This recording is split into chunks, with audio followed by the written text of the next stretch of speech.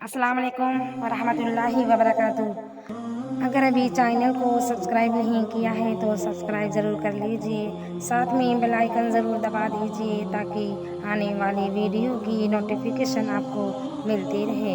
बिस्मिल्लाहिर्रहमानिर्रहीम।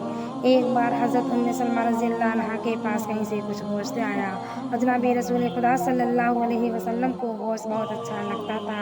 इसलिए हज़रत उम्मे सलमा रज़ियल्लाहु अन्हा ने खादमा से फरमाया कि गोश्त ताक में रख दे, शायद हज़रत नौश फरमावें। उसने ताक में रख दिया।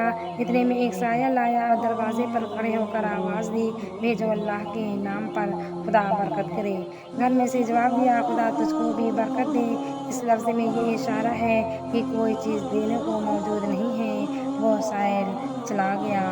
इतने में रसूलुल्लाह सल्लल्लाहु अलैहि वसल्लम तशरीफ़ लाए और फरमाया, उम्मे सलमा तुम्हारे पास खाने की कोई चीज़ है? उन्होंने कहा हाँ है, और खादमा से कहा जा वो गोश्त आपके वास्ते ले आ। वो गोश्त लेने गई, देखती क्या है कि वहाँ गोश्त का तो नाम भी नहीं है, फ़कत एक सफ़ेद पत्थर का टुकड़ा रखा है। आपने फरमाया चूँकि तुमने साहिल को ना दिया था इसलिए वो गोश्त पत्थर बन गया। और कीजिए कि खुदा के नाम पर ना देने की नहुसत हुई, उस गोश्त की सूरत बिगड़ गई और पत्थर बन गया। उसी तरह जो शख्स साहिल से बहाना करके खुद खाता है वो पत्थर खा रहा है, जिसका ये असर है कि संग दिली और दिल की शक्ति बढ़ती चली जाती है। क्योंकि हज़रत सल्लल्लाहु अलैहि वसल्लम के घर वालों के साथ खुदावंद करीम की बड़ी अनायत और रहमत है, इसलिए इस गोश्त की सूरत खुली निगाहों में बदल दी ताकि उसके इस्तेमाल से महफूज रहें।